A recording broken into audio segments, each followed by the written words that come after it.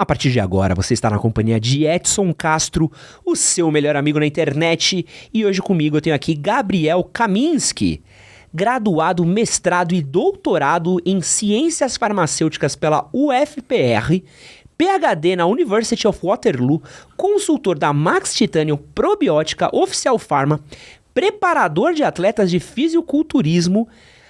E, cara, e ainda encurtei o currículo aqui porque tem pesquisa científica, produtor de artigos, trabalha em uma pá de coisa e ainda participa de uma pá de podcast. Seja muito bem-vindo, Gabriel. Obrigado. Bora falar um pouquinho aí sobre alta performance, exercícios também, um pouquinho de hormônios. Tudo bem com você, querido? Tudo ótimo, obrigado pelo convite. Já vi vários cortes seus, várias pessoas legais passaram aqui, então me sinto honrado em participar do seu podcast. Pô, eu que fico feliz. Mano, um dos currículos mais difíceis de resumir aqui, ó. Gente, pra vocês terem aqui uma bitela que eu recebi da produção aqui, ó. Tudo que é a bio do cara, assim. Ainda tem coisa que ficou de fora. Eu falei, se citasse todos os nomes que já passaram pelo Gabriel, então a gente ia ficar 1 hora aqui só falando disso. Mas antes de a gente entrar no nosso podcast, quero aqui deixar os recadinhos de sempre. Quero pedir pra você deixar o seu like, que o seu like fortalece demais a gente, nosso trabalho. A gente tá aí no número 61, né? De podcasts mais ouvidos no Brasil. Entramos no top 100, continuamos aí mantendo no top 100 nos charts, como diriam os Anitters. Estamos em 16º em Sociedade e Cultura, 18. Então estamos aí bem posicionados aí, então estamos crescendo. Então isso só acontece porque você curte nossos episódios, você compartilha os episódios que você ouve também. Então, se você estiver vendo no YouTube, deixa o seu like. Se estiver ouvindo em plataformas Apple, deixa a sua avaliação ali no nosso podcast. Se você estiver ouvindo no Spotify, tem 3 pontinhos, você pode clicar também e avaliar nosso episódio. Perguntinha da semana aqui para vocês responderem. Qual que é a maior dúvida de vocês em relação a hormônios e suplementação? Acho que é uma boa, né? O que você tem aí nos seus treinos que te deixa mais dúvida, que te deixa um maior questionamento? Deixa as perguntas aí que eu sempre uso eles de ideia para próximas pautas. Curte, compartilha em grupos do WhatsApp, Telegram. Faltou algo, Débora? Tranquilo, né? Então, tudo bem. Gabriel, eu quero começar falando um pouquinho do trampo que você tem com atletas de fisiculturismo. Eu vi que você já foi coach de vários atletas que se tornaram campeões em suas modalidades, certo? Certo. Quais deles foram, assim, campeões? Só pra gente ter uma ideia. Bom, as mais conhecidas são mulheres. Uhum. Então, Angela Borges, maior campeã de todos os tempos da categoria Wellness. Franciele Matos, atual e única Miss Olímpia da categoria Wellness. Aí tem os homens mais pesados do Brasil, quase todos eu já preparei, né? Então, Pacholoc, Thiago Lins, James Bond, Marcelo Cruz, toda essa galera, Vitor Boff, os acima de 120 quilos, né? Em atleta biquíni, então tem, por exemplo, Bruna Toigo, tem a Amanda Marques também, já foi minha atleta. Algumas pessoas da TV, né? O pessoal que vê o atleta do fisiculturismo e fala, pô, eu não quero competir, mas eu quero ter esse corpo, né? Então, já passaram algumas aí, Kelly Key, Juju Salimene, essa galera aí. Tendo em contato com essa galera que tá numa alta performance, que chega num resultado muito alto, eu queria te fazer uma pergunta sobre mentalidade. Você convivendo com essa galera, você treinando essa galera, você passando orientação pra essa galera, o que você precisa para ser campeão? Qual que é o preparo mental para você chegar nesse ponto? Tem 2 coisas. Fome de resultado, né? E disciplina. Porque muita gente tem a fome, a ambição de conseguir, mas não é disciplinado. Então no sul a gente fala cavalo paraguaio, né? Uhum. Larga com tudo e depois para. Então a maioria das pessoas vai passar por isso. E tem gente que tem disciplina, mas não tem ambição. Então o cara gosta de fazer aquilo ali, ele não sonha grande, não pensa em muita coisa. Então você tem que ter as 2 coisas. Tem que ter a fome, né? A ambição de ser o melhor que você pode ser, e tem que ter a dedicação, a disciplina para conseguir chegar lá, né? São as principais coisas. E você, quando tá treinando essa galera, como é que é o seu papel para fazer esse cara chegar num resultado forte? Então, eu comecei não deixando eles morrer. Foi a primeira coisa. Porque eu entrei no fisiculturismo numa época que não se sabia muito como tratar essas pessoas, né? Então, o fisiculturista, ele ia num médico comum, o médico ia mandar ele embora. Falar, se você continuar tomando essas coisas, você vai morrer, eu não vou te ajudar. Tchau. Esse era o papo. E aí, como eu já convivia com essa galera, estudava por conta pra mim e ajudava meus amigos próximos, então eu comecei a ganhar algum know-how sobre como minimizar efeito colateral, redução de danos, esse tipo de coisa. Então, essa foi a minha maior contribuição para o esporte, até hoje é isso.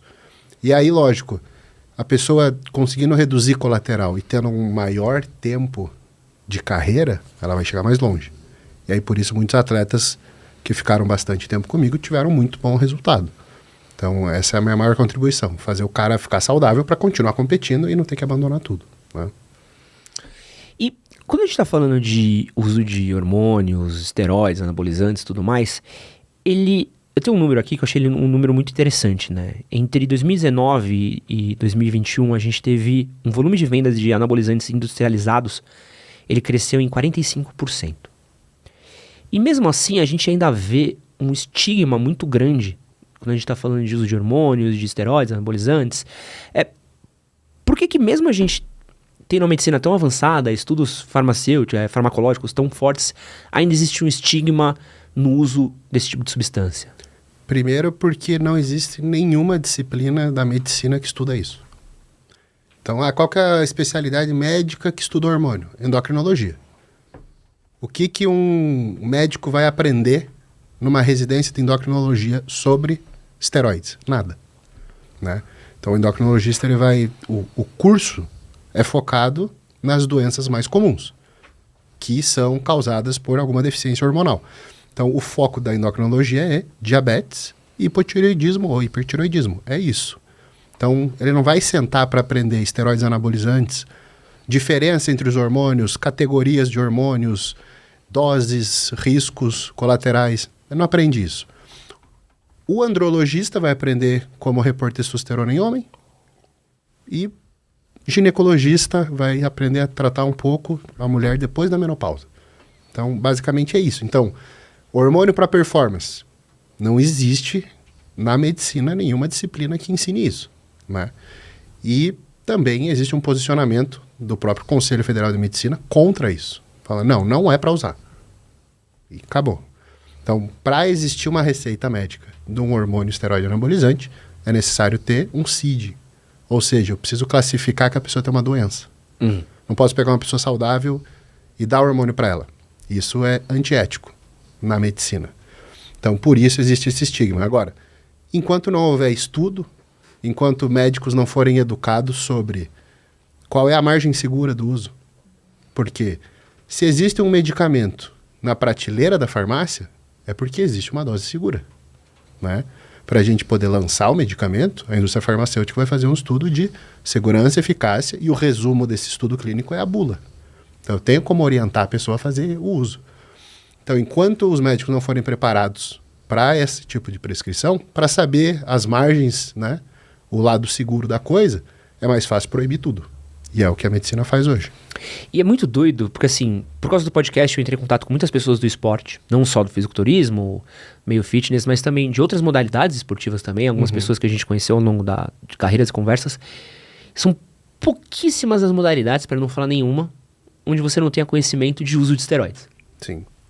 E aí você pode falar desde futebol, luta, esportes olímpicos, onde tiver um esporte a galera tá usando de alguma maneira. Cara, no xadrez tem uso de droga. Não, os caras devem tomar Ritalina até não poder mais. Então, a droga para melhora de performance, ela faz parte de qualquer competição. Qualquer coisa em que exista uma competição, em que exista... Às vezes não vale nem dinheiro a competição, vale só o mérito. Você vai ter alguma droga que vai ajudar, né? Então, engraçado a gente falar disso porque o esteroide, o fisiculturismo, ele é mal visto pela maioria da sociedade porque é um cara bizarro, que não se parece com uma pessoa comum, lógico, que é impossível ter aquele corpo de forma natural. Mas o esporte mais dopado do mundo, todo mundo sabe que é o ciclismo. Sim, tem aquele documentário maravilhoso que fala sobre isso, né? Exatamente. O Projeto Ícaro.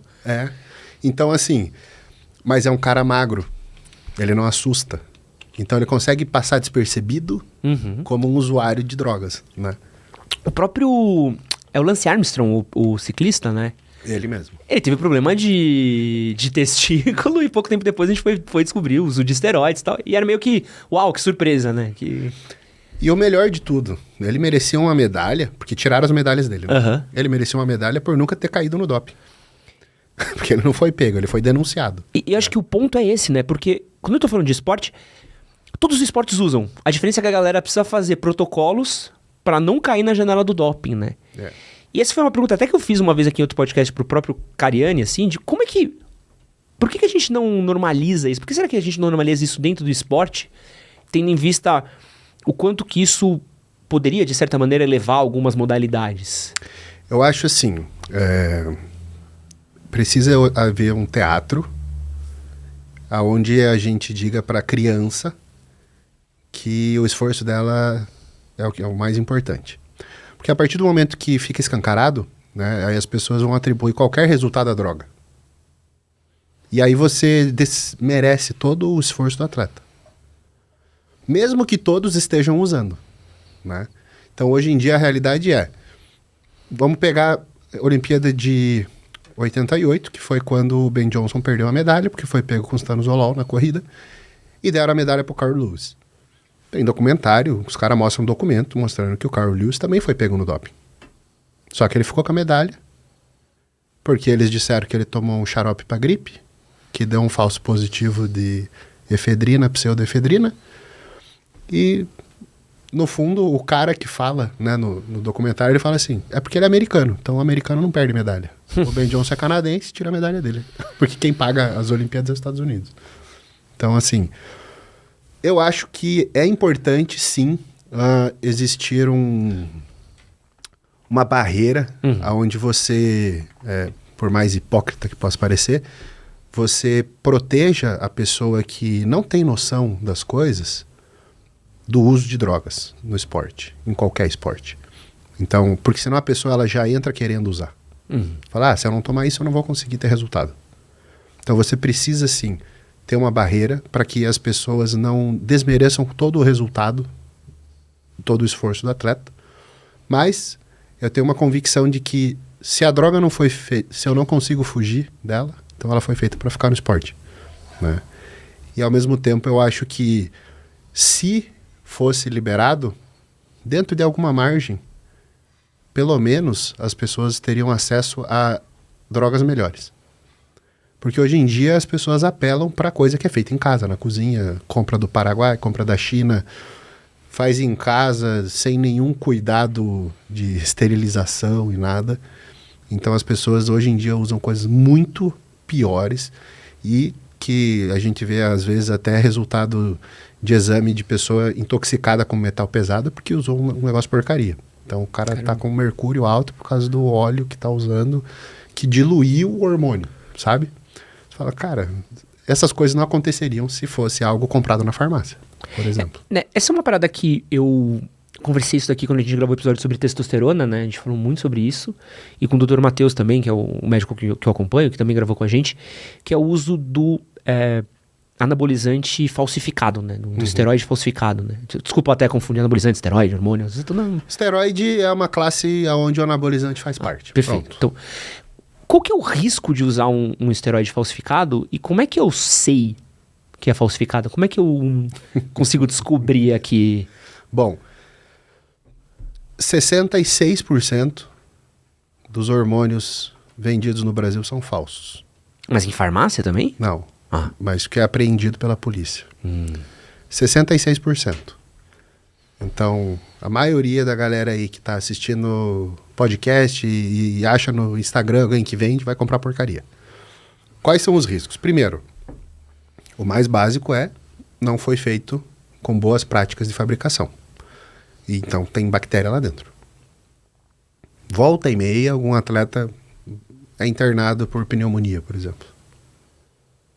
Caramba, vem disso. Uma bactéria que entra pro pulmão. E quando eu vejo isso, eu mando mensagem pro cara. Eu falo, você tem que parar de tomar essas porcarias aí, porque não foi de ficar descalço depois do banho, não. Foi... Você injetou uma bactéria para dentro. E quando você injeta no músculo uma bactéria, você desviou das barreiras que a gente tem do mundo externo pro interno. Então, no nosso nariz, na nossa boca, no trato gastrointestinal, você tem uma defesa, uma barreira para que a bactéria que está lá não entre na circulação sanguínea. Quando você injeta ela no músculo, ela tem acesso direto à circulação sanguínea e para ela fazer uma sepse, que é uma infecção no sangue generalizada, é 2 toques. E isso aí te leva a óbito fácil. Então, esse é o primeiro risco. O segundo risco é de contaminantes. Então, além do hormônio, o que tem lá dentro? Né? Eu tenho alguns acessos a laudos da polícia de apreensão, que eles fazem laudo para saber o que tem dentro, e aí você vê uma mistureba de coisa. Então, às vezes, tem uns 3, 4 medicamentos tarja preta no meio, para dar resultado estético. Uhum. Né? Então, alguma coisa para inibir fome. E aí a pessoa está usando uma anfetamina sem saber. Às vezes, o cara que falsifica hormônio do crescimento, ele põe insulina no lugar, que a pessoa pode ir a óbito por hipoglicemia desavisada.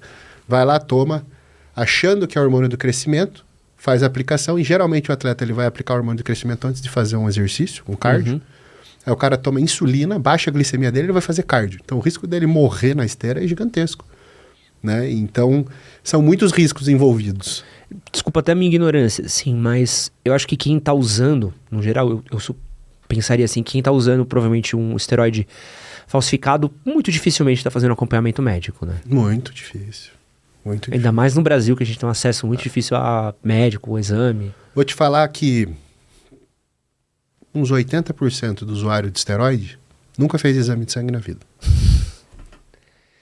É difícil, né? Porque é um... É tiro no escuro, totalmente.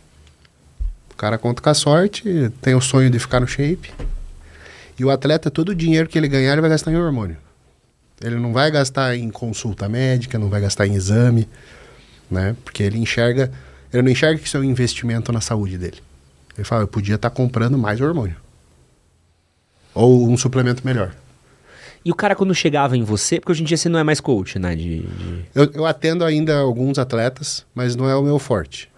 Quando o cara chegava em você, como é que era o estado que a galera chegava em você normalmente? Assim? Eu vi os piores exames de sangue do Brasil, eu tenho certeza disso. O que eu vi... Primeiro porque eu preparei essa galera que era mais pesada. Então são os que acabam usando uma dose maior do que o resto das pessoas. Porque para você ter 130, 140 quilos de músculo seco, com o abdômen marcado, não é fácil. Então eu vi muita coisa muito ruim. Tanto que, assim, o Pacholok, você conhece ele? Uhum. O Pacholok, a gente treinava na mesma academia, a gente ia na mesma igreja, a gente se conhecia desse círculo. Ele ia na minha casa, às vezes, eu ia na casa dele. E um dia eu perguntei pra ele, qual foi a última vez que você fez um exame de sangue? Ele falou, nem lembro. Eu falei, tô fazendo mestrado na Federal, tem um laboratório escola, que é de graça. Eu vou pegar os tubinhos lá, vou na tua casa, tirar teu sangue, vou analisar pra você e te dar o resultado. Fiz isso. Aí quando saiu o resultado, eu falei, deu errado. O professor falou que tá errado. Então eu vou tirar teu sangue de novo pra fazer de novo. Aí eu repeti e ficou pior do que o exame anterior. Meu Deus. Aí o professor falou, não tem como tá errado de novo. É isso aí mesmo. Mas o que era? Aí eu falei pra ele, o colesterol muito zoado. Né? Aí eu peguei e falei, cara, você vai morrer, velho. Daí ele é muito calmo, né? Uhum. Aí ele falou, mas eu tenho uma competição dia tal, tô em preparação, não sei o quê.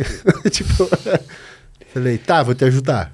E foi assim que eu entrei nesse negócio. Falei, não, eu vou te ajudar a melhorar a tua saúde pra você competir. Não mexi em nada do que ele usava. Mas adicionei alguns suplementos, alguns manipulados, para melhorar a saúde. E deu muito certo. E aí ele começou a falar para as pessoas. Meu marketing foi esse. O do colesterol é por causa a testosterona, ela acaba usando o colesterol para ser produzido, né? Quando você injeta, de certa maneira, acho que é isso, né? Na verdade, ela estimula uma produção maior do colesterol ruim no fígado. Uhum. Então começa a sobrar esse colesterol. Até porque você não produz testosterona mais. Você está injetando. Então o teu eixo não está funcionando mais. E aí, não só aumenta o colesterol, mas a testosterona é o que menos tem impacto no perfil lipídico. Tá? Uhum. Os outros hormônios sintéticos, derivados da testosterona, são muito piores. Principalmente os orais. Então você causa não só o aumento do colesterol ruim, como a diminuição do bom. Que é o cara que faz a limpeza da artéria. Que pega a gordura e leva para o fígado para oxidar.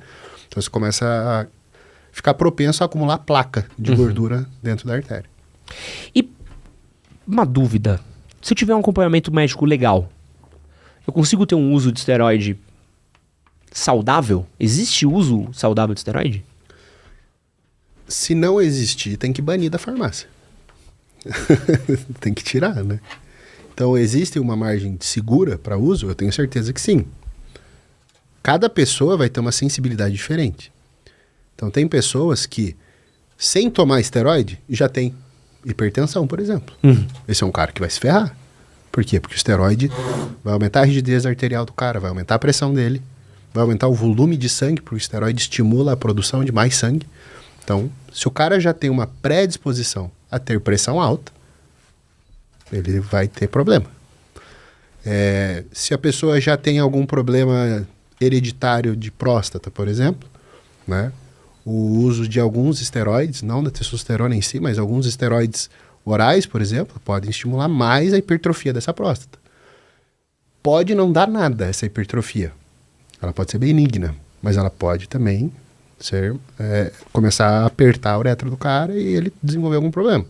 Então, tem pessoas que são sensíveis e tem pessoas que são zero. Então, assim, uma ou outra vez, por exemplo, estanozolol, o pior hormônio que existe, é o que mais arrebenta o perfil lipídico, o colesterol fica muito ruim. Mas tem gente que é imune, que usa e não acontece nada. Então, assim, quando me perguntam quais são as características de um bom atleta profissional, geralmente eu respondo: ter um metabolismo bom e alta resistência a drogas. Por quê? Porque o cara que não consegue usar, ele não tem um bom futuro no esporte. Ele pode ter um futuro em categorias menores, né? O cara, num campeonato regional, na Men's Physique, ele pode ter uma chance. Agora, o cara quer ser Open, que é a categoria dos muito pesados, acima de 100 quilos. Esse cara não tem chance de chegar naquela condição. Então, por isso o acompanhamento tem que ser individualizado. Porque aí o médico vai conseguir avaliar. Pô, esse cara tem mais problema colesterol. Esse aqui não tem nada. Esse aqui tem problema na pressão. E aí você começa a entrar numa batalha ética, né? Porque aí é assim, o paciente fala: eu vou fazer o uso com ou sem a sua permissão. Tá, então a escolha é do paciente. Não adianta você dizer: não, saia daqui. Né? Ele vai fazer o uso. Então qual que é o papel do profissional nesse momento?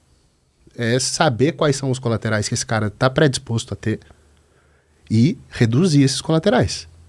Então, é horrível você somar mais medicação, né? Você pensa assim: por que o cara não para de tomar? Não, mas ele não vai parar. Então, se ele toma e tem pressão alta, você vai ter que dar um remédio para baixar essa pressão. Se ele toma e ele fica com colesterol alto, vai ter que dar uma medicação para baixar esse colesterol.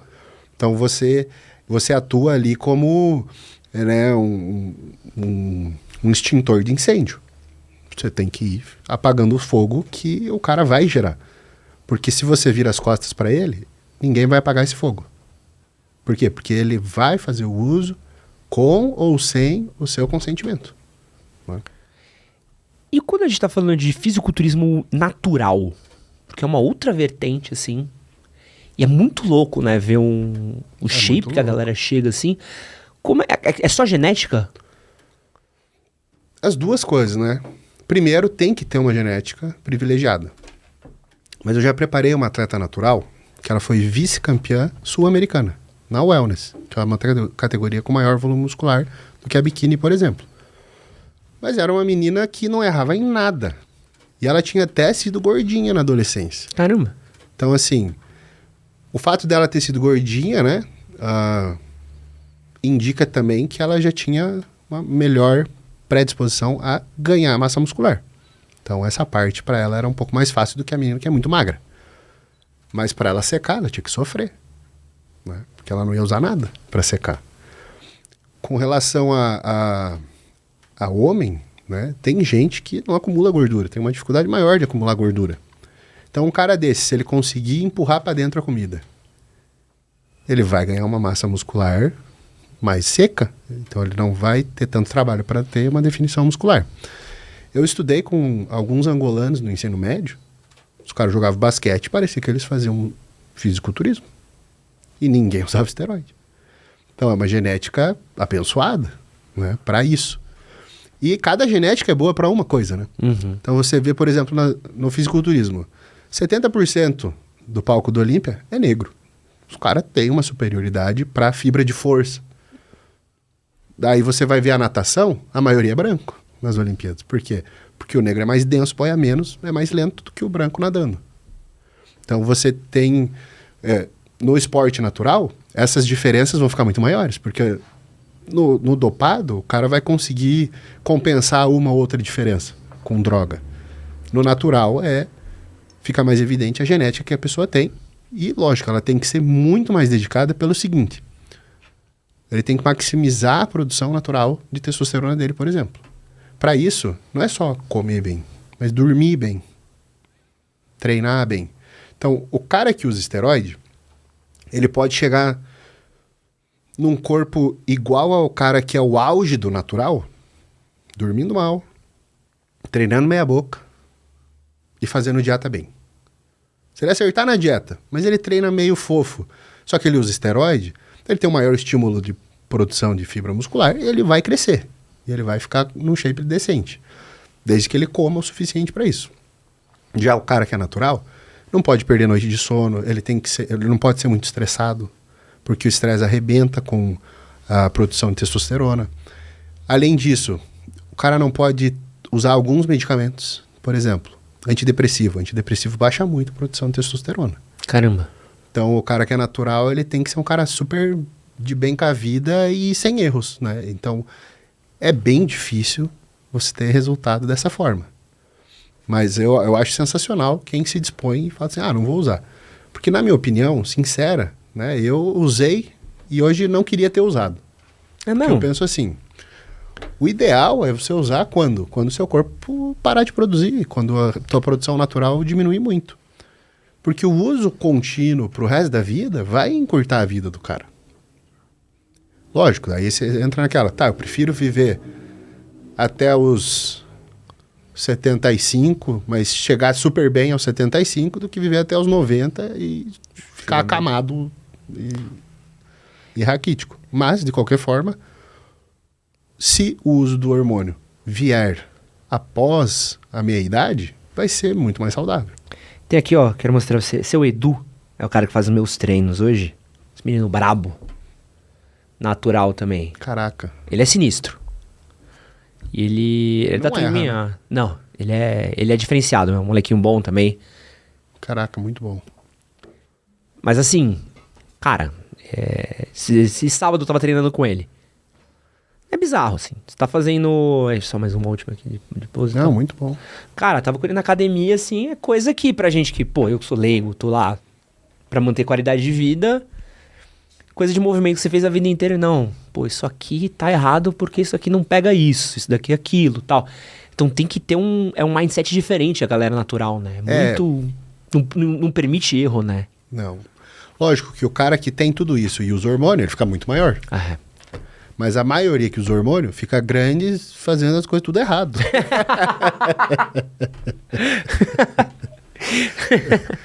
É quase injusto, né?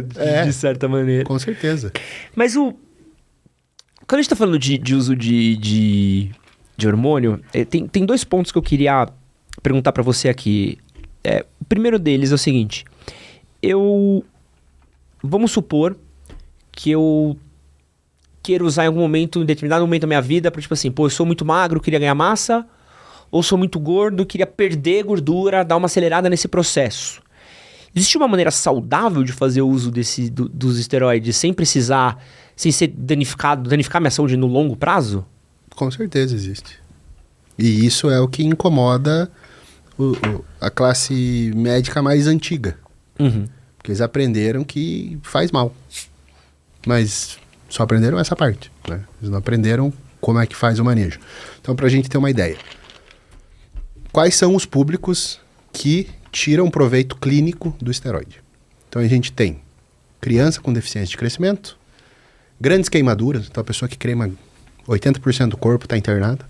Até má prática médica não dá esteroide para esse cara, porque ele encurta muito tempo dele de UTI. Paciente com HIV, leucemia, idoso, sarcopênico. Então, assim, você pega as pessoas mais frágeis da sociedade, os seres humanos com a pior, né, com maior risco de vida, ou com a saúde mais debilitada, e para eles o hormônio é milagroso. Porque a partir de uma certa idade você para de produzir testosterona no seu corpo. Diminui muito. Então, assim, para as pessoas mais frágeis, né, que tá na beira da morte ali, por exemplo, a testosterona é um milagre. Mas para a pessoa saudável, ela vai matar o cara. Então, a droga tem é uma droga moral, né? Depende de quem eu vou fazer bem ou mal. Não é assim que funciona, né? É lógico que existe uma margem segura para fazer uso. Agora, existe a margem segura e tem que existir um acompanhamento que saiba quais são os problemas mais comuns de acontecer e que previna-os e que saiba manejar isso, né? Então, hoje em dia, a minha missão de vida é essa, né? Eu dou aula para médico para ensinar isso. Para saber, o que é mais comum de acontecer e como é que você evita. E se acontecer, o que você faz? Como é que trata? Né? Esse é o meu foco hoje. Pô, deve pegar um cara, vamos supor um cenário aqui, um cara de 50 anos, na beira ali de 40, 50, teve uma sedentária a vida inteira, maus hábitos, o cara começa a se exercitar, só que, deve estar com a testosterona lá embaixo. Ali podia ser um jump start para ele, né? Com certeza. Na verdade, até quando a gente pega estudo, tem um estudo que os caras avaliaram obesos por 13 anos. E aí, nesse grupo, você tem as pessoas... Todos tinham colesterol ruim. Que daí já é a ideia que o prescritor pensa. Não vou usar esteroide porque o colesterol do cara é ruim. Só que tem uma particularidade no obeso. A testosterona é muito baixa. Por quê? A produção... a testosterona é uma droga muito hidrofóbica, muito lipofílica. Ou seja, ela tem uma preferência por se acumular no tecido adiposo, na gordura mesmo. E na gordura eu tenho mais aromatase, que transforma a testosterona em estradiol, que é o hormônio que a gente chama feminino. E o estradiol, ele é muito potente em inibir a produção natural de testosterona. Então o cara entra num looping ali, onde a gordura transforma o testo dele no estradiol, o estradiol inibe a produção de testo, que fica cada vez mais baixa. E a testosterona baixa também causa dislipidemia, que é esse perfil lipídico ruim. Quando você normaliza a testosterona do cara, o colesterol fica bom. Quando você aumenta a testosterona demais, o colesterol fica ruim de novo. Ou seja, eu tenho uma faixa, e a gente tem estudos, por exemplo, do Bazin, que o cara chega a usar, assim, até 6 vezes a dose recomendada de testosterona, e avaliando o colesterol, e vê que a piora só acontece depois de alguns meses. Então, para o cara que é obeso e está com o colesterol fudido, se ele usar a testosterona, ele vai ficar saudável. Então, nesse estudo, por exemplo, que eles pegaram um obeso por 13 anos, o grupo que usou a testosterona morreu menos. E dos que estavam vivos, todos os exames bioquímicos de sangue estavam muito melhores do que o grupo que não usou. Caramba. Então, assim, você tem que... Esses estudos aí são importantes para mostrar que existe essa margem, né? E também que a falta de testosterona pode causar prejuízo. Então, falta de testosterona traz risco cardiovascular, assim como o abuso. Então, tem que ficar no meio do caminho, né? Porque a obesidade ela é multifatorial, né? Então é difícil você conseguir achar um caminho para tratar uma pessoa obesa, porque é psicológico, é genético, é comportamento. Então, às vezes, você tem alguma coisa que desse um... Sim, você dá um suporte para a pessoa, né? E isso é essencial. Está evoluindo muito a ciência da obesidade, né? Para aprender como lidar com esse tipo de doença. Porque cada vez é mais comum. Então vai ter que evoluir na marra essa ciência, né?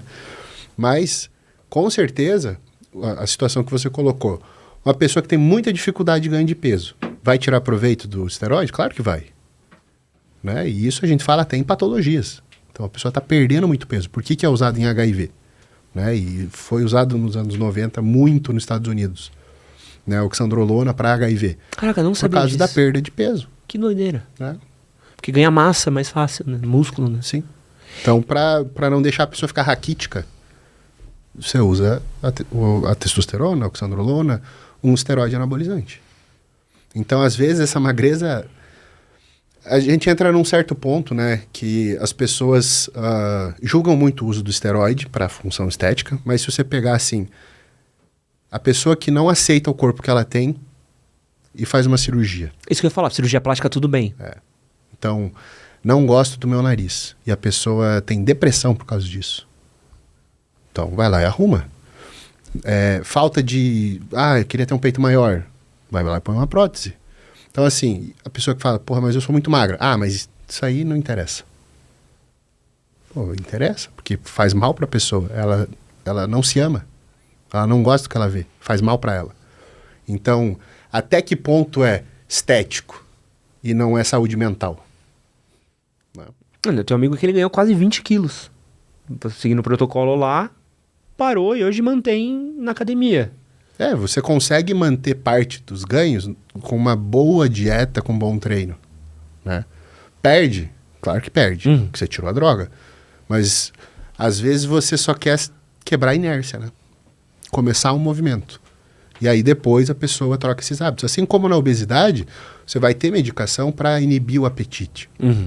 O cara não vai tomar pra sempre, né? Não vai tomar para sempre. Depois que a pessoa fizer uma reeducação alimentar, pronto, agora você vai cuidar da sua dieta. Esse é um papo que eu acho doido, assim. Desde que eu comecei a conversar com as pessoas e estudar, eu sempre fico meio incomodado, como parece que não vai pra frente, né? Parece que a gente fica meio parado no... O que eu costumo falar vai ter que morrer muita gente que tá em cargos poderosos, trocar essa galera por uma mentalidade mais jovem, e aí as coisas vão andar. Ô Kaminski, uma coisa que eu queria te perguntar, dando uma olhada no seu currículo, que eu tenho isso é muito doido, assim, porque é graduado, PhD, mestrado, doutorado, certo? Certo. Publicou artigo em revista Qualis A1, certo? Certo. Que é um O nível trampo. mais alto. É um trampo. É. E acho que isso exige um pouquinho de estudo, né? Acho que exige uma certa... de alto aqui, de leigo, acho que exige um pouco aqui. E eu queria perguntar pra você, assim, até saindo um pouco do assunto, mas é uma dúvida que eu queria tirar mesmo, assim, que lendo seu currículo, eu falei, cara, se eu não perguntar pra esse homem, não tem pra quem perguntar. Como é que você faz pra estudar bem? Qual que é o seu segredo pra estudar nessa alta performance, pra ter esse foco, pra conseguir ter esse estudo, fazer os acompanhamentos que você faz? Qual que é o seu truque pra conseguir ter essa concentração nos seus estudos? Primeiro, eu fui um aluno muito ruim. Se eu te falar que da minha turma de farmácia, eu e um amigo meu fomos os que mais pegaram final, as piores notas da faculdade eram minhas. Mas nas matérias que eu gosto eram as melhores. Então a primeira questão é, a gente escuta, tá cansado de ouvir, você tem que fazer o que você gosta, né? Mas meu pai genuinamente me falou isso, né? Fui perguntar pra ele, pai, o que eu faço? Meu pai falou, você gosta? Eu perdi terceirão, é uma idade horrível. Né? Você vai decidir seu futuro. Isso é ridículo. Eu acho que a pessoa devia terminar o ensino médio, ficar uns 5 anos fazendo qualquer outra coisa, para ver o que gosta, para daí depois voltar para estudar. Mas aí, nessa época, eu falei, cara, vou ter que fazer teste vocacional, porque não sei o que fazer. Né? Então deixa eu ver o que eu sou bom, né? Nato. Aí fiz 3 testes vocacionais com 3 psicólogos diferentes. Todos deram relações públicas, publicidade e propaganda. Aí eu falei, tá, mas eu gosto de química. Aí eu fui falar com o professor de química. Falei, professor, eu gosto de química. O que eu faço? Ele falou, faz farmácia. Aí, tá bom. E fiz, né? E no começo eu achei ruim, tranquei. Depois voltei, gostei. E aí que a questão é, como que eu consigo estudar muito um assunto? Porque eu sou curioso daquilo. Eu não vou me esforçar para aprender um negócio que eu não use. Então, primeiro, você tem que ter um propósito. Por que eu vou aprender isso? O que eu vou resolver lendo isso? Aí, beleza. Aí eu consigo. Porque eu quero aprender aquilo para uma finalidade. Agora, se a gente quiser só aprender para passar numa prova, aprender para fazer um concurso, aí fica muito difícil. Fica muito difícil. Então, eu não teria... Eu até, quando eu me formei, falei, vou estudar para a Anvisa. Porque, meu sonho. Eu queria entrar para a Anvisa para eu mudar a legislação de anabolizante. Falei, E é carguinho público também, né, pai? Cargo público é bom, né? Falei, pô, um dia eu vou ser presidente da Anvisa e eu vou liberar as bombas. Imagina, de regatinha cavada aqui, ó. Tá. Anvisa. Aprovado. Os da academia batendo palma aqui, né? Os caras na Nuremberg pirando. Pô, ia ser lindo. Não, hoje em dia eu ia ser muito eleito. Pô, imagina, Senador. Senador bomba. Mas, então, eu tentei. Falei, vou estudar pra Anvisa. Cara, eu comecei e falei, impossível, porque tem muita coisa que eu não gosto aqui. Pô, você é brabo, cara. Você tem um currículo brabo. Que louco, mano. Mas por curiosidade. Então, assim, por que eu publiquei A1, por exemplo, que é o nível mais alto, né, de revista científica? Porque eu gostava de nanotecnologia. É uma coisa muito específica. Muito. E é muito doido, porque é um negócio que é 1000 vezes menor do que o milímetro. Não, é 1 milhão de vezes menor que o milímetro. Aí ficar, como é que os caras sabem que fez mesmo? O que ele tá dizendo que ele fez? Não, então deixa eu ver. Daí eu ia estudar, espalhamento de luz dinâmico. Você bate um laser na molécula e ela tem um movimento browniano e ela é tão pequena que a gravidade não afeta ela, então ela não decanta. E por isso que dá para saber o tamanho dela. Eu falei, nossa, isso é muito legal. Então eu ia estudar porque eu era curioso por causa daquilo. Então a gente tem que ter uma curiosidade genuína. Vamos pegar, por exemplo, Isaac Newton. O cara era um lord, nobre inglês. Por que ele tinha que estudar? O cara escreveu todas as leis da física clássica, né? Porra, ele não precisava estudar. Ele é rico. Ele nasceu rico. Mas o cara era curioso. Maçãzinha caiu na cabeça? Cai, velho. E se eu soltar duas coisas com peso diferente? Cai na mesma velocidade. Porra. O cara vai estudar. Então, não tem um método foda, não vendo curso de como estudar. Mas eu acho que a curiosidade ela tem que ser alimentada desde criança, sabe? E eu acho hoje em dia, né, porque em breve eu quero ser pai, então eu vejo muita coisa de como educar criança.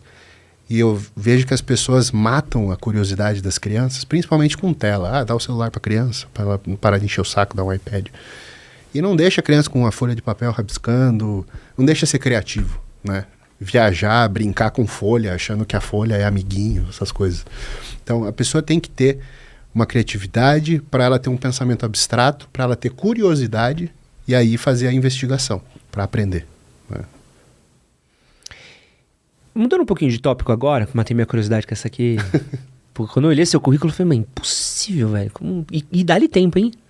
Sim, de ensino superior, são 12 anos. E você tá agora cuidando de pós também? Sim, dando aula. Gosta de uma faculdade, hein? eu tentei não dar aula. Eu tentei. Eu falei, nunca vou dar aula em faculdade. Aí os caras falaram... Daí eu pensei assim, mas se eu não ensinar isso, alguém ruim vai ensinar. E vão aprender errado. Então eu vou ter que ensinar. Foi tá isso. Formando uns caminsquinhos agora, uns... Tô tentando. Os que prestam atenção.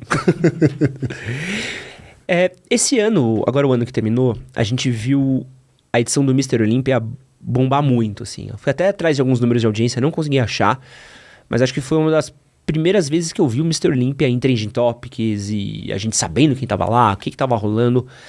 Por que você acha que o fisiculturismo ele se tornou tão popular nos últimos anos, cara? Eu tenho que bater palma pro Cariani. Pra você ter ideia, os primeiros 5 vídeos do canal do Cariani sou eu e ele. É mesmo? Ele me convidou, a gente foi trabalhar na mesma empresa. Ele até foi um dos caras que falou, esse cara aqui é muito legal pra gente produzir conteúdo e tal. E na época ele competia. Aí eu conheci o Cariani e ele tava descendo do palco com o troféu de overall, troféuzão na mão, overall brasileiro. E daí ele gritou, Kaminski, descendo do palco. Daí eu falei, fui falar com ele. Ele, minha mulher é tua fã, eu queria muito que você cuidasse dela e tal. Falei, beleza, sai fora, tá ligado? Aí depois ele me mandou dinheiro, falou, sério? Tipo, atende minha mulher, por favor. E daí na época ele falou que era porque todos os atletas comiam batata doce e frango, zerava água antes de subir no palco. Era um protocolo meio padrão Aham. e bem burro, assim, né? Aí ele falou, pô, teus atletas comem arroz, feijão, pão com ovo, doce de leite, umas coisas diferentes, e eles estão no mesmo nível que os outros caras e ganham. Então, faz uma dieta para minha mulher, porque ela quer muito comer essa variedade. E aí a gente virou amigo disso. Aí a gente começou a trabalhar na mesma empresa, e aí ele falou, quero lançar um canal no YouTube. Você topa gravar comigo? Eu topo, vamos gravar. E aí a gente fez os primeiros 5 vídeos num fim de semana na casa dele. E aí começou o canal dele. O fisiculturismo, ele era um antes do Cariani, e ele virou outro. E o Cariani apanhou muito por causa disso. Por quê? Como é que era o fisiculturismo antigamente? Quando eu comecei a treinar, fui numa academia de marombeiro, eu levei uns 3 anos para os caras conversar comigo. Porque eu era frango. Então, assim, eu tava fazendo um exercício, o cara chegava assim, falta muito? Não, já terminei, saia fora. E aí o Cariani, isso é um negócio que ele sempre falou comigo, tipo assim, as pessoas espantam o iniciante. E aí eu lembro dele comparar o fisiculturismo com o NBA. Ele falou, o dia que for igual ao NBA, que você faz o intervalo do jogo e chama o público para brincar na quadra, ao invés de você chamar o cara de frango, de bosta, você nunca vai conseguir, você é fraco, né? Quando os atletas entenderem que quem paga tudo é o consumidor, é o cara que está comprando o suplemento, a camiseta com o nome do atleta. É porque quem patrocina um atleta profissional é a marca que tá sendo comprada pela tiazinha da academia que vai lá Exatamente. 2 vezes por semana, né? É isso aí. Então, o dinheiro vem daí. Vem do gordinho que quer emagrecer e faz academia, que compra suplemento. Vem do idoso que compra suplemento. Então, você tem que enxergar que é essa galera que vai fazer o esporte crescer.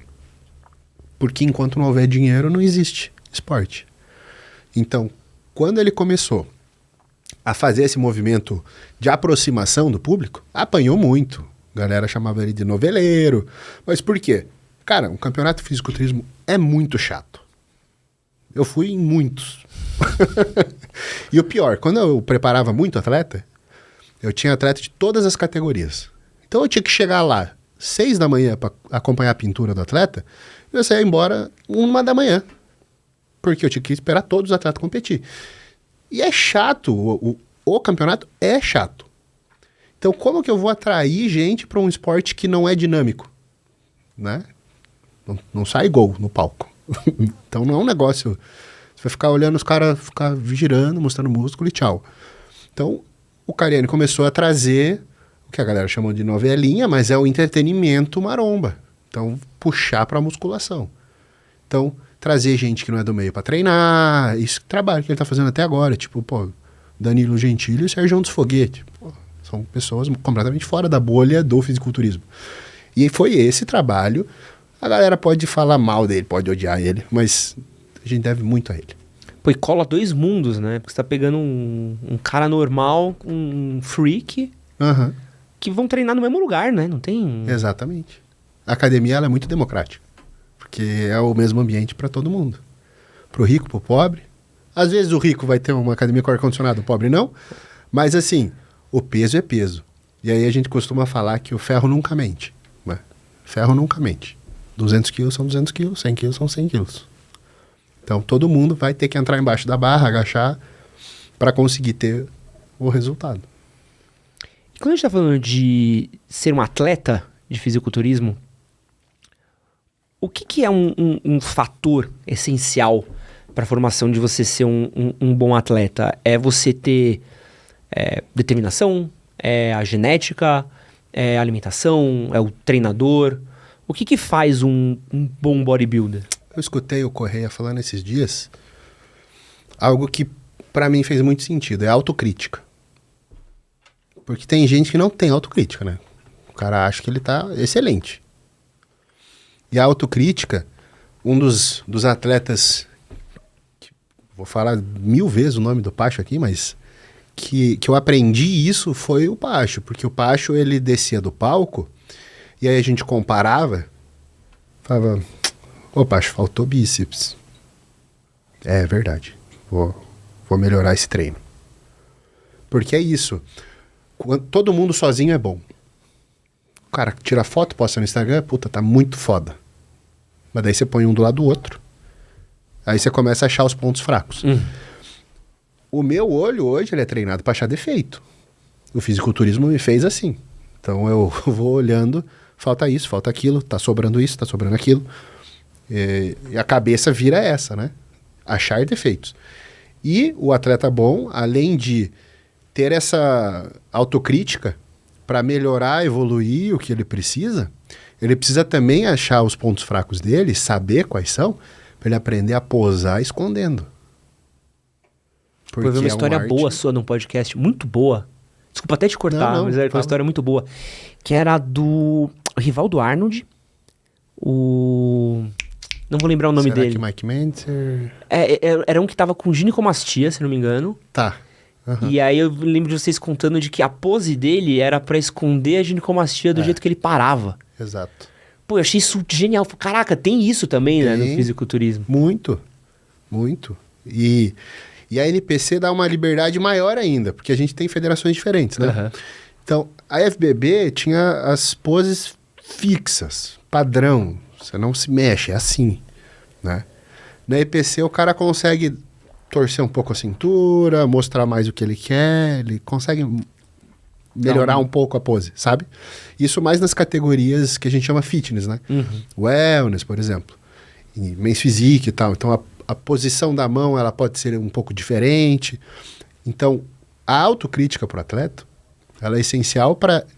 Ele tem que saber qual que é o ponto fraco dele, para ele bater naquilo, para ele evoluir aquilo, para ele aprender a melhorar aquilo, e também para no palco saber esconder o que é ponto fraco e evidenciar pontos fortes. Como é que eu sei vamos lá, vamos supor que eu sou um moleque que tá vendo esse podcast, tô numa academia de bairro. Como é que eu sei que talvez esse bang seja pra mim? Tem que se comparar, né? Então, ó o Ramon, né? Quando que o Ramon ia imaginar que ele ia estar onde ele tá? Na época que ele tava lá no Acre, comendo ovo com arroz, porque não tinha dinheiro pra comprar carne. Mas a hora que o cara olha que, pô, eu tô muito diferente dos outros que estão aqui treinando comigo, né? Então acho que eu levo jeito pro negócio. E eu costumo dizer sempre assim, que uma boa genética com coach ruim dá muito mais resultado que uma genética ruim com coach bom. Depois que você vira um coach conhecido, fica famoso, vem bastante genética boa pra você e daí fica muito fácil você ganhar campeonato.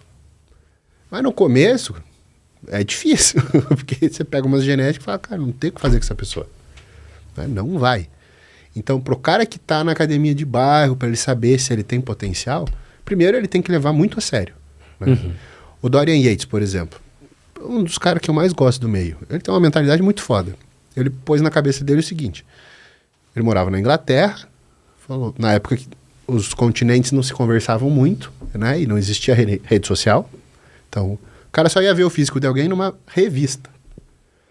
Aí o cara falou, bom, eu vou competir lá nos Estados Unidos, porque eu tô levando a sério o fisiculturismo, e é o seguinte, se eu não ficar entre os 10 primeiros, eu vou desistir, não é pra mim. Caraca. Aí ele foi e ganhou. Ele falou, opa, então acho que é. Caraca. Então ele se testou, tipo, eu tenho que ir. Na Inglaterra tem muitos bons atletas, mas não é o volume de atleta bom que tem nos Estados Unidos. Então o cara falou, eu vou lá, que é o berço do negócio, e vou medir a febre, né? Então, tem muito atleta que quer ganhar campeonato. Aí ele escolhe campeonato fácil, campeonato que não foi ninguém. Tipo, vai ter um campeonato depois do campeonato foda. Daí, todo mundo que é foda foi nesse e tá cansado de competir, eu vou nesse aqui. Então, esse é o cara que não vai sair do lugar, porque ele não se põe à prova. Então, o cara ele tem que se pôr à prova, subindo junto com quem é bom, para ele ter aquela foto, olhar os pontos fracos e falar, cara, faltou isso, tem que melhorar isso, tem que melhorar isso. Mas hoje em dia, a mentalidade do brasileiro é muito ruim para isso. Ele não sabe aceitar a crítica. Então, o cara perde o campeonato, ele xinga o árbitro, xinga todo mundo. E mulher é pior ainda, porque eu trabalhei muito mais com mulher do que com homem. Né? Porque eu não queria trabalhar com mulher, mas aí a esposa de um atleta meu chegou e falou assim, tem que ser você. Falei, mas por quê? Falei, porque você sabe o nome dos garçons e cumprimenta eles quando vem aqui. Eles tinham um restaurante. Então foi pela educação. Eu falei, então tá bom. Então se é por isso, beleza. Eu comecei a atender um monte de mulher e eu não estragava as mulheres, né? Então tinha os coaches que estragava e daí elas falavam, essa atleta desse aqui, elas ficam femininas, então vamos aqui. Então eu trabalhei muito. Só que a mulher, quando desce do palco e perdeu... Não deve ser um quebra-pau. Cara, eu não consigo sentar com ela e fazer o que eu fazia com o Pacho, assim, faltou bíceps. Não, ela descia do palco e falava, não acredito que eu perdi pra aquela vagabunda. Deve ser. Imagina, um quebra-pau que não deve ser, a fofoquinha que não deve ser no rolê das minas. Tá maluco? Aquela horrorosa, deu pro árbitro, aí já se começa... comparando ainda, com o cu magro do caralho ali, agora que ganhou. Pô, você tá maluco, doidão. Então, mas... Para responder bem respondido, tem que se comparar. É o jeito. E tem que ter a frieza de se enxergar. Isso é difícil. O ego é uma barreira muito grande, né? Sabe uma coisa que eu acho muito doido, Gaminski? Óbvio que tem um jeito prático disso, assim, mas eu acho muito legal uma coisa do fisiculturismo, do cara olhar pro braço dele e falar assim, não, essa proporção aqui não tá legal. E preciso crescer isso daqui. Como é que é esse trabalho focado em pequenas partes no corpo, cara? Como é que um atleta trabalha isso? Isso é muito legal, né? E é uma ciência que ela evolui a cada dia e que é muito recente os grandes avanços. Pra você ter uma ideia, né? O Joe Wader, que são os irmãos Wader que inventaram o campeonato Mr. Olímpia. Olha como é que o cara criava exercício. Tem uma história que ele foi numa igreja. E aí ele olhou no braço do cara e falou, cara, teu tríceps é muito bom. Você treina? O cara, não. O que você trabalha? Eu trabalho aqui na igreja. O que você faz aqui na igreja de atividade? Eu preparo o salão pro culto, tal. Mas o que você faz?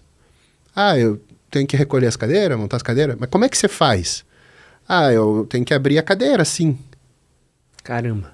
Aí o cara abria a cadeira e fazia uma extensão aqui. Aí o cara... vou fazer um exercício assim. Cabo e tal.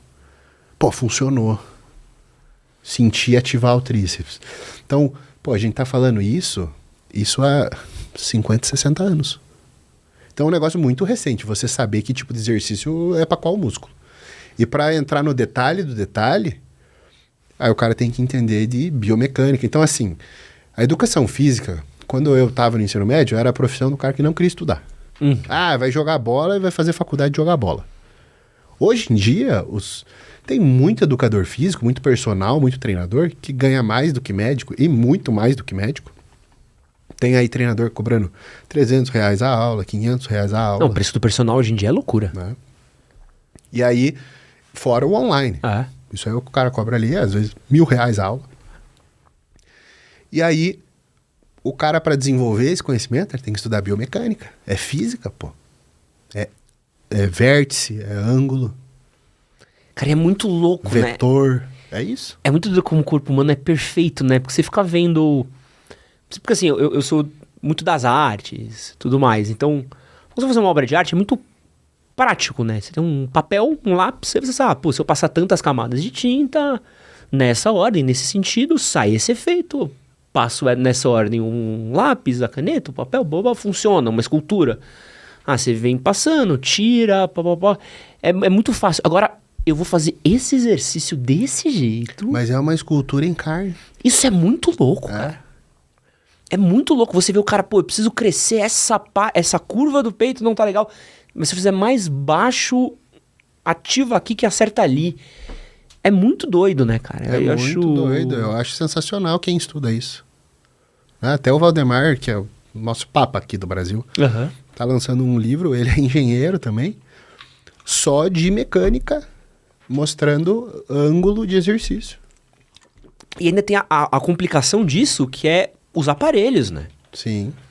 Porque é o cara, como é que eu vou desenvolver um aparelho pensado pra focar peito, mas a parte de baixo do peito, né? Então tem toda uma ciência, né, por trás do... E quem que gera isso? É o cara que, puta, ele é apaixonado por fisiculturismo e ele é um engenheiro. Ele é um físico, né? Aí o cara enxerga, ele tá fazendo... Eu treinei uma época, tinha um cara que treinava na minha academia, que ele era físico, e ele fazia uns cálculos para ver medida de pegada, como que ele pegasse na barra, quantos % a mais de potência ele ia ter para arrancar a barra do chão. Porque para ele era fácil fazer esse cálculo. Aí ele fala, não, assim eu ganho 2 centímetros, e 2 centímetros me dá tantos quilos a mais de potência. Eu falei, caralho, velho. Cara, eu até conversei isso, com o Muzi, conversei isso com o Cariani também, que a gente tinha muito essa parada de achar que marombeiro era burro, né? Sim. O marombeiro é burro, né? O marombeiro é um cara que só puxa ferro e tal. Mas tem uma ciência muito... Pô, você é um exemplo disso, né? Tem uma ciência muito aplicada na maromba, né? Muito. Quando eu comecei a ir pra academia, primeiro que eu era o do contra sempre. Então, eu fazia as marmitas. Na época não tinha essas bolsinhas bonitas de pôr marmita. Então, eu ia pro laboratório na universidade, onde eu fazia mestrado, doutorado, eu ia com o isopor com as comidas. Então os caras chegavam, olha lá o marombeiro, idiota. Aí quando eu ia pra academia eu era o nerd, né? Olha lá o cara que estuda. E aí meu pai era um que sempre falava assim, tem que lembrar de treinar o cérebro, né? Eu fazendo doutorado, meu pai tirando sarro que eu era burro porque eu ia pra academia. Agora bullying é crime, mas eu fui forjado no bullying, né? E aí eu vi que, na verdade, os atletas muito bons, principalmente anos 90, os caras eram todos autodidatas, porque não tinha onde ler isso. Então os caras faziam diário. E tem alguns diários que viraram livro, o cara vende. Das anotações dele, ó, eu fiz assim e funcionou assim. Eu mudei isso, eu aumentei o carboidrato, aconteceu isso. Eu diminui proteína, aconteceu isso. Então o cara ia fazendo teste e se conhecendo, e muito do que a gente faz dentro do fisiculturismo, você tem que ter uma base bioquímica para você conseguir mexer, mas você não aprende em nenhuma faculdade. Tem uma base empírica muito grande, né? Muito grande. Acho que a internet deve ter ajudado muito, né? A troca. Com certeza. Pega um cara que tava na Áustria ou nos Estados Unidos e fala, pô, mano, eu parei de comer batata, aconteceu isso. Pô, eu comecei a comer carne, aconteceu isso. Na hora que cruza, fala, putz. Com certeza. Com certeza. Deve ter subido muito o nível dos atletas, né? E é um fenômeno aí dos anos 90, a galera... Porque aqui no Brasil a internet chegou um pouco mais tarde, mas nos anos 90 os caras já tinham uns fóruns. E no começo dos anos 2000 foi o ápice de troca de informação. Porque aí você pega um cara que ele é cientista, por exemplo, no meu caso, e gosta do negócio, o cara ele vai ler um artigo de diabetes, ou ele vai ler um artigo, alguma outra patologia, e ele vai enxergar o fisiculturismo naquilo. Tanto que eu fiz uma pós no Einstein, de farmácia, que o foco é a interação medicamentosa. Eles pensam em quem é polimedicado, quem toma 15, 20 medicamentos por dia. Então, a pós é para idoso, né? Puta, que foda. Pra mim é pro fisiculturista. Né? Cara, que foda. Eu vou lá e falo, ele toma isso aqui, toma isso, o que acontece? Esse pode com esse não pode com esse. Esse corte é feito desse. Então, eu fui lá para aprender o negócio que todo mundo tá enxergando. Um idoso que toma muito remédio, eu tô enxergando o fisiculturista que toma um monte de remédio junto. É engraçado, né? Como tem essa multidisciplinaridade nas coisas, a gente às vezes não vê, né? Eu pratico jiu-jitsu e quando eu comecei a praticar, pra mim era só movimento. Então, pô, puxa o braço aqui, puxa o braço ali, pega ali, pibi, blá. E aí um dia, um cara falou um bagulho pra mim sobre física e sobre mecânica de alavanca. Uhum. Cara, sabe quando dá um... Óbvio. Eu falei assim, cara, é muito fácil agora, se eu entender que se eu puxar um braço no sentido pro qual ele puxa, não vai estar ruim, mas se eu puxar pro contrário, vai. Mas se eu puxar numa diagonal, eu quebro a força dali. Então você começa a entender... É legal, né? Porque acho que a maromba também tem muito disso, né? Sim. Tô puxando aqui, mas se eu abro aqui, eu diminuo o ângulo, então pega ali, né? Não, e é muito legal quando você conversa com alguém que entende disso, ele fala, qual é a função desse músculo? Ele faz a rotação externa disso. Sabe? Então o cara enxerga a fibra muscular no sentido que ela trabalha E aí você consegue focar, né? E a gente vê isso muito bizarro, assim, em mulher, por exemplo. Tipo, eu quero aumentar a parte de cima de fora do meu glúteo.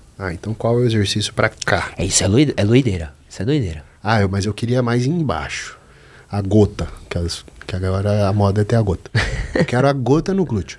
Então eu preciso fazer desse jeito. Não, mas no step é melhor. Porque eu aumento a amplitude do ângulo. Paciência da maromba, não tem como. É um refinamento. Então, assim... a maioria dos marombeiros é burro? A maioria de todas as pessoas é burra. Então, sim, vai ter gente burra. Em qualquer lugar, a maioria vai ser burra. Se for pra uma galera... E tem que lembrar também que não é porque estuda que é inteligente, né? Sim. Isso é um outro rolê da vida. Mas aproveitando que a gente tava falando de mulher... tema polêmico, hein? A noiva do rapaz tá aqui, vamos evitar. Mas a treta que eu ia te perguntar é o seguinte: tem todo esse estereótipo, quando a gente tá falando de fisiculturismo de mulher, de ficar muito masculina, né? Tem. Qual que é o pior que pode acontecer com uma mina quando você tá recitando esteroide, você tá passando o treinamento dela, e como evitar esse quadro desastroso? Então, a terapia para mudança de sexo, então, a mulher que não quer mais ser mulher e quer ser homem, é o uso de testosterona. Então, quais são os efeitos estéticos dessa transição causada pela testosterona? Crescimento de pelos onde não é comum na mulher, então a gente chama isso de hirsutismo, então ela pode desenvolver barba. E depois que começa a desenvolver, não para mais de crescer aquele pelo. Então a mulher vai fazer laser no rosto o resto da vida. Crescimento do clitóris, vira um mini pênis, engrossamento da voz, calvície, e algumas mulheres têm uma calvície muito severa, então vai ter que fazer transplante capilar ou usar peruca. Também tem a redução do seio, né? Então a glândula mamária ela vai continuar, mas a gordura típica feminina que está acumulada no seio ela vai desaparecer. Perda dos contornos femininos, então aquela cintura, quadril que a mulher tem, ela some. E isso você vê em muitas atletas, elas ficam retas, né? Então você vai para esse sentido. Isso estou falando da parte estética, né? Aí você também tem as complicações de saúde que ela pode ter pelo abuso de esteroide, assim como o homem. Então pode ter problema hepático, ela pode ter problema cardíaco, é muito raro, mas ela pode ter alguma predisposição a ter uma trombose, por exemplo. Então, se você estiver tomando o anticoncepcional, então deve virar uma bomba relógio. É bem perigoso. Anticoncepcional, se me perguntar assim, quais são os esteroides mais perigosos? Vou dizer anticoncepcional, porque é um esteroide. Né? Só não é anabólico, mas ele é um anticoncepcional. Então, tem que ter esse cuidado. E quando a gente fala em hormônio e mulher, né, o princípio básico que as pessoas ainda não conhecem, mas até muitos médicos não conhecem, acabam passando testosterona para a mulher, por exemplo, é que existe uma diferença entre o efeito anabólico e o efeito androgênico. Andros, né, é masculinizante. Então, o efeito anabólico é uma coisa, o efeito androgênico é outra. E diferentes hormônios foram produzidos comercialmente para ter diferentes proporções entre anabolismo e androgenismo. Todo efeito androgênico é ruim? Não. Então, eu tenho o uso do esteroide anabólico androgênico para efeito androgênico, por exemplo, quando eu tenho uma puberdade num menino que está atrasada. Então eu vou usar o esteroide para ele ter características masculinas. Então isso é um efeito androgênico desejável, por exemplo.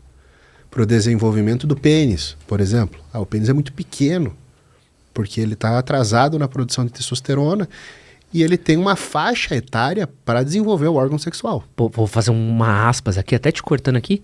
Micropênis resolve assim, né?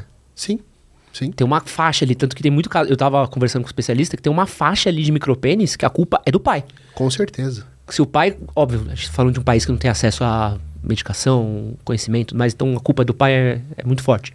Mas se o pai conseguir entrar com um tratamento, resolve-se na infância, né? Sim. E pior do que isso, quando não é uma deficiência de produção hormonal da criança, ela pode atrasar a produção hormonal dela por uma alta resistência à insulina causada por uma obesidade infantil. Então, o pai que só dá o que o filho quer comer, eu costumo brincar com as pessoas, falar assim, se você não quer que seu filho seja magro por saúde, pelo menos para que ele não passe vergonha o resto da vida. Não tenha um trauma com micropênis. Né? Então, se a saúde do filho não é importante, pelo menos pense no pinto dele. Pior que tem uns caras que é o único jeito de motivar. Mas como é que você segura, então? Tipo assim, pô, mano, vamos transformar essa mina numa freak aqui, num monstro, mas ainda vamos manter característica feminina nela. Aí que vem a questão de conhecer o leque de opções de hormônios que existem. Né? Eu dou curso disso. Que é o quê? Tem hormônio que é muito androgênico. Não é uma opção para a mulher. A testosterona é um exemplo. O dianabol é um exemplo. É muito androgênico. Tem hormônios que são muito menos androgênicos. Então, metenolona é menos androgênico. Oximetolona é menos androgênico. Drostanolona é menos androgênico. Então, tem hormônios que vão ter o efeito anabólico com menos efeito androgênico, que é o efeito masculinizante.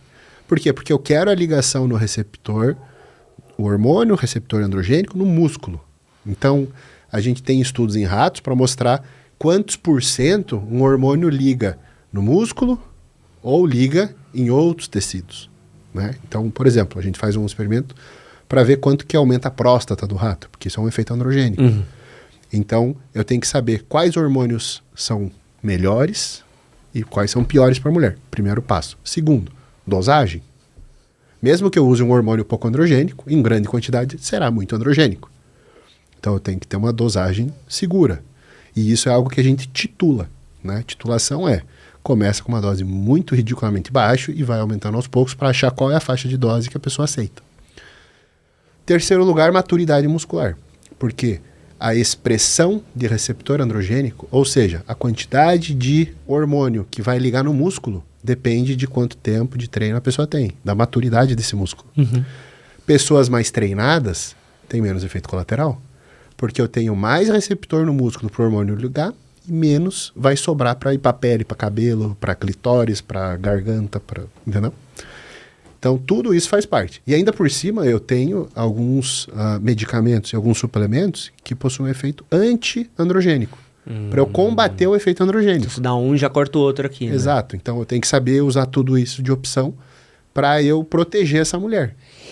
E tu já recebeu algum caso de alguém que tu precisou voltar? Tu, tipo, puta, doutor, voz engrossou, o clitóris aqui tá tamanho de um... Já. Assim... Os efeitos colaterais femininos são irreversíveis. O clitóris não cresceu ali e vai ficar ali. Então, cresceu, é cirurgia íntima. Puta. É o que dá para fazer. Mas existe uma faixa pequena de reversão. Então, assim, se ele só está inflamado, ele não está hipertrofiado, porque primeiro ele vai inflamar. A galera não sabe, o que a gente tá falando aqui, gente, realmente vira um pintinho. Vira um pintinho. Vira um pintinho, tu já viu, o Léo deve estar ali, o Léo tá sempre no Google ali. Abriu aí já. Não, você olha e você fala, Deus do céu, velho.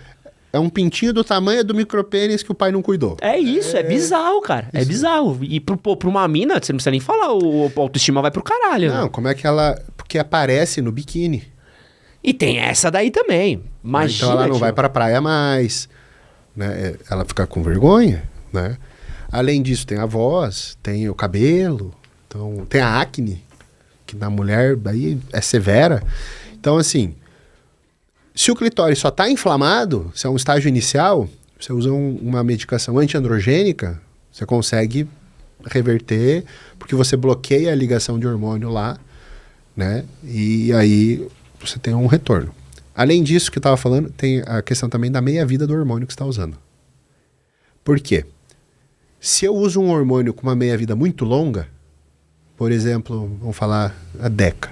Ele vai ficar fazendo efeito por muito tempo. Exato. Então, começou a crescer o clitóris. Tá, para de usar. Não. Tá bom, você parou de usar, mas para passar 4 meias-vidas, são 2 meses. E aí são 2 meses que eu estou continuando a estimular o colateral. Entendeu?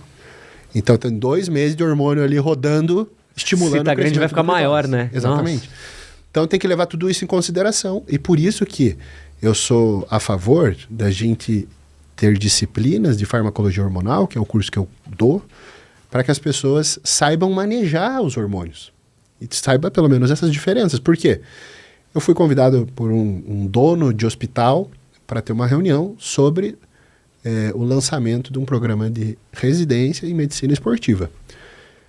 E aí eu estava junto com o coordenador da residência, e aí o futuro coordenador, né, porque o programa ainda não existia, e aí eles falaram, do que você ia dar aula? Eu falei, farmacologia hormonal, para ensinar sobre esteroides anabolizantes.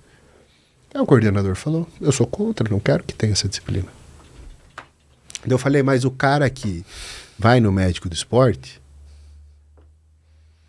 ou ele está esperando que vai receber essa prescrição, ou ele já usa. Por quê? Porque ele quer melhorar o desempenho esportivo dele.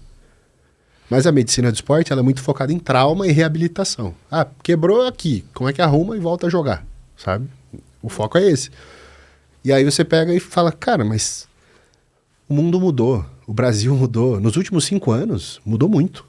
Né? O uso de hormônio, esse 45% é o que a gente tem dado legal. É o que está na farmácia. Foi legal, então? Eu acho que foi 1000%. E pós-pandemia, então, que a galera voltou pra academia, você vê uma academia a cada esquina, cada 1 quilômetro tem uma academia, imagina, tio. Exatamente. Então, o médico ele tem que estar preparado para receber esse cara no consultório. Porque ele já vai chegar usando. Sabe o que é pior? Esse cara vê um vídeo meu no YouTube, um podcast, e aí ele começa a falar termos que o médico nunca ouviu. Mas você entra no comentário das conversas de você com o Carihane. Eu vi alguns podcasts seus antes de fazer a entrevista. Pô, aí eu fui ver os comentários da galera. Pô, os caras só faltavam prescrever pro outro. Você vê o cara, pô, tô usando tanto de tanto, quanto com tanto. Porque o cara tá vendo, não tem como... Sim. E aí fica muito feio, porque daí ele faz perguntas que, pô, o médico não sabe responder, cara. E aí ele fala, pá, então não volto mais aqui. E isso, um médico ruim, ele causa uma má impressão sobre a medicina para muitas pessoas, né? E acaba queimando que daí a pessoa fala, nunca mais vou lá. Nunca mais vou em médico. Vou fazer tudo sozinho. O que é muito pior. Mano, Kaminski, suplemento. Que acho que é o kit starter pack do... Quem começa a fazer academia é passar na Decathlon, comprar uns shortinhos, uma camisetinha, comprar o tênis errado pra treinar. Exato. E aí passar na loja de suplemento lá da academia, olhar pro cara do balcão e falar assim... Chegar com o cheque em branco. Moço, o que eu tomo? E dali. O que você recomenda? Aí não estamos falando pros freaks que você cuida, não. Vamos falar uma pessoa mais padrão, um cara que tá querendo entrar em forma e tudo mais. Qual suplemento é legal do cara tomar no dia a dia dele? Eu vou começar pelos que você não imagina. Tá. Vitamina D, ômega 3, zinco, magnésio. Caramba. Pra mim, o cara começa com isso. E aí, a proteína facilita muito a dieta. Então, uma proteína whey, né, concentrada. Se o cara não tem grana, ele vai para uma proteína mais barata, uma albumina, por exemplo. Mas eu acho que... E a creatina é o que vai ajudar mais de todos. Eu acho que esse é o pack pro cara não tem grandes sonhos, aspirações. A whey é pra ter proteína pro músculo? Isso. Porque assim, a pessoa que não está acostumada a fazer uma dieta hiperproteica, uma dieta de hipertrofia, ela tem dificuldade de bater as proteínas comendo frango, ovo, carne. Então o whey facilita muito. Fora a questão do saborzinho, né? Então é muito fácil você consumir um mingauzinho de whey, com aveia, e aí você faz uma refeição super saudável e saborosa, do que falar pro cara assim, é frango com batata doce 6 vezes por dia. Quando eu comecei a treinar era isso. E ainda os caras jogavam muito altas coisas, proteína. Cara, 300 gramas de frango com 300 de mandioca, 6 vezes por dia. Uma panela de pressão de frango por dia. Exato. Era isso. Quer ficar grande? É isso. Acabou. Não tem outra opção. Hoje em dia, você tem suplemento, né? É muito mais fácil. O cara, faz até no micro-ondas um mingauzinho de aveia lá com whey, acabou. Muito fácil. Então, o músculo é feito de proteína. Eu preciso bater proteína na minha dieta. O suplemento ajuda, facilita muito. E aí, quando você vai para algo mais avançado, assim, né? Atleta mesmo, aí o pessoal bate nos outros. Não funciona, não funciona. Cara, funciona para performance do cara no treino. Então, se você for pegar artigo científico para comparar whey com aminoácido. Ah, o whey tem uma superioridade na síntese de proteínas no músculo. Claro, porque o whey é uma proteína completa. O que significa isso? Tem os 20 aminoácidos necessários para fazer o músculo. O cara que toma aminoácido isolado, ele já toma whey. Ele não está escolhendo um ou outro. Ele está pondo mais um aminoácido para melhorar o desempenho no treino. Então, aí você começa a adicionar outros suplementos. Mas que pro cara que é cru, não vai fazer diferença. Vai fazer diferença pro cara que precisa melhorar 1% no treino. Precisa tirar uma repetição a mais. Esse cara vai tirar proveito de mais suplementos. E como é que a gente explica? Porque tem um outro fenômeno também maravilhoso no mundo da academia, esse eu gosto, que é o suplemento da moda. Que era, por exemplo, o BCAA até... Goji Berry. Tem sempre. Hoje a creatina, mas creatina pelo menos a gente sabe que tem um efeito legal. Betalanina também, a galera ama também passar. Por que acaba tendo? É uma questão da indústria? É uma questão do próprio meio que se retroalimenta? Como é que funciona? Vou te falar que é uma questão da ganância. Não da indústria, mas da pessoa ter resultado com menos esforço. Então, se eu pego e eu falo que é uma Goji Berry do Japão é milagrosa, a pessoa vai dar um jeito de arranjar essa porra e tomar. Então, assim, as pessoas, elas são muito sedentas pelas facilidades. E quem quer um milagre só vai acreditar em mentiroso. Quando ele ouvir a verdade, ele não aceita. Então, quem está procurando milagre só acredita em mentiroso. E aí, cada vez, vai ter uma onda para surfar.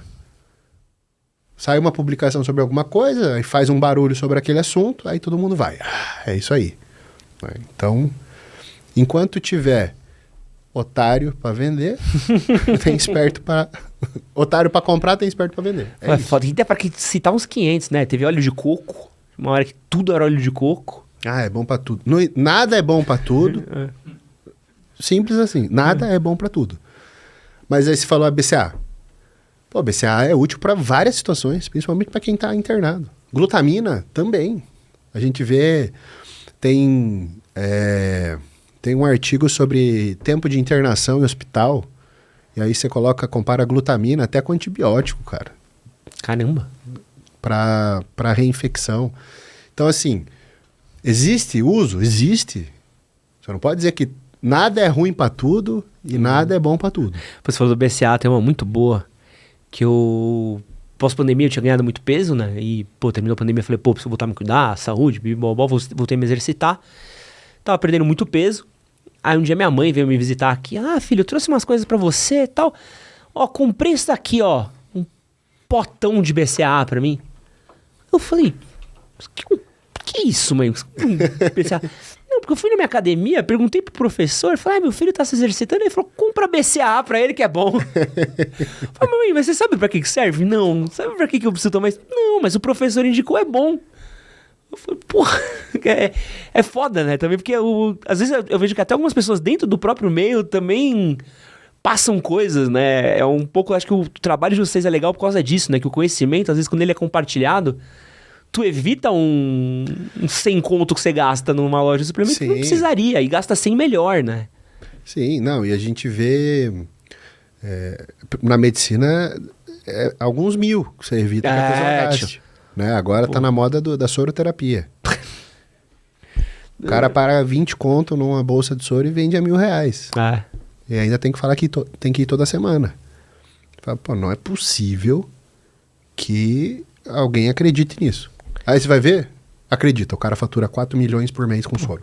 Você fala, porra... Isso ainda que a gente tá falando de homem, né? Vamos falar de mulher e procedimento estético, então, o que tem de... Nossa, não, procedimento... Isso aqui vai congelar sua gordura, vai sair no xixi.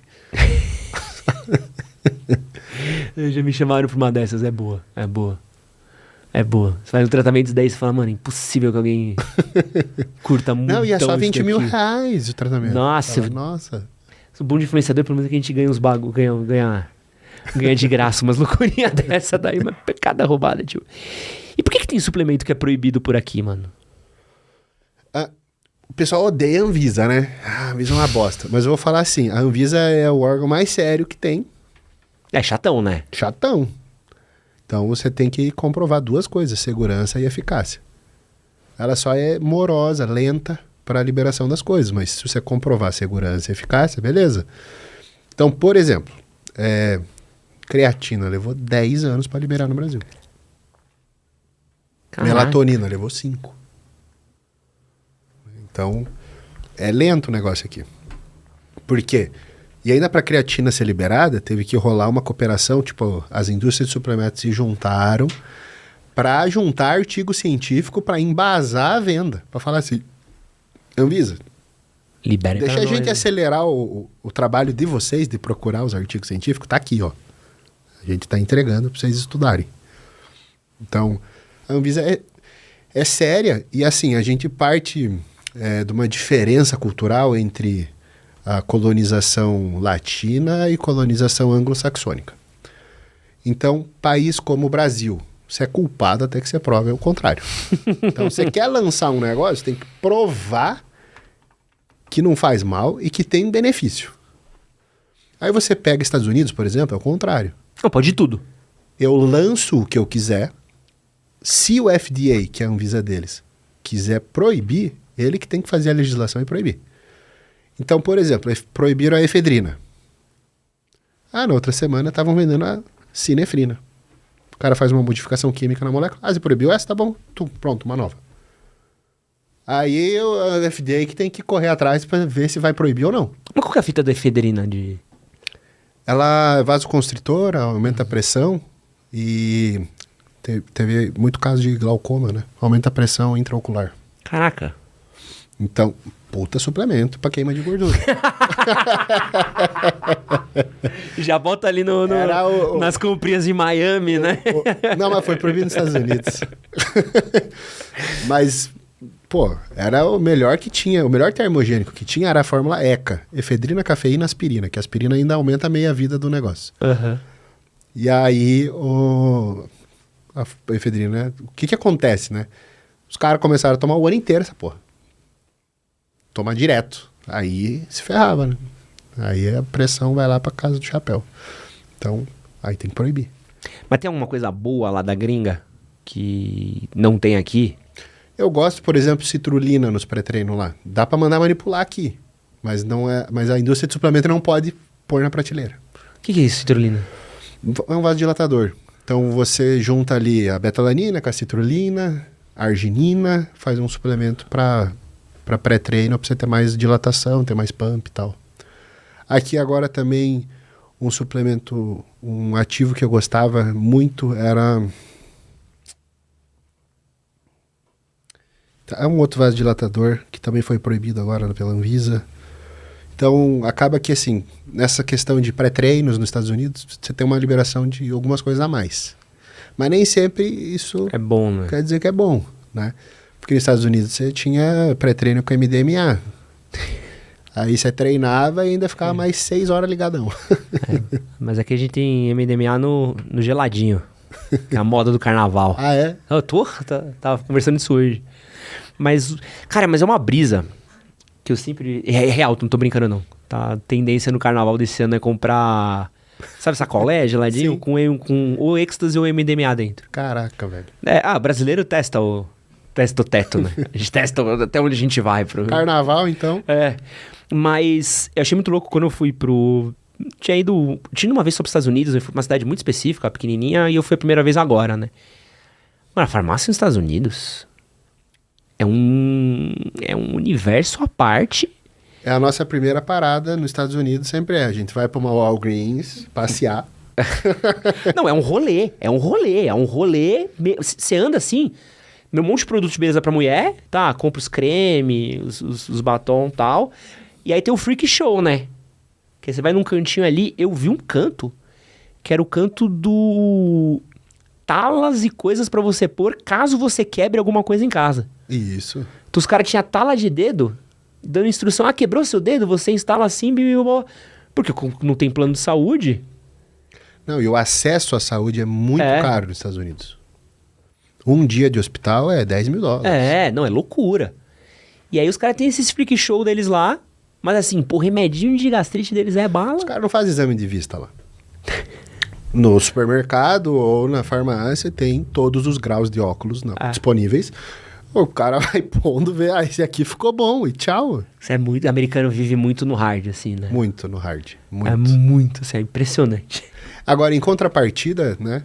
Então, o acesso à saúde é difícil, o acesso a medicamento que precisa de prescrição médica é muito mais difícil, porque lá o médico tem o medo do processo. Então, prescrevi um negócio pra você teve alergia, me fudi, vou perder $100.000 aqui. Então, o cara, ele segura muito receita, ele não quer receitar nada. E aí, o que é venda livre é realmente livre. Então, posto de gasolina vende remédio.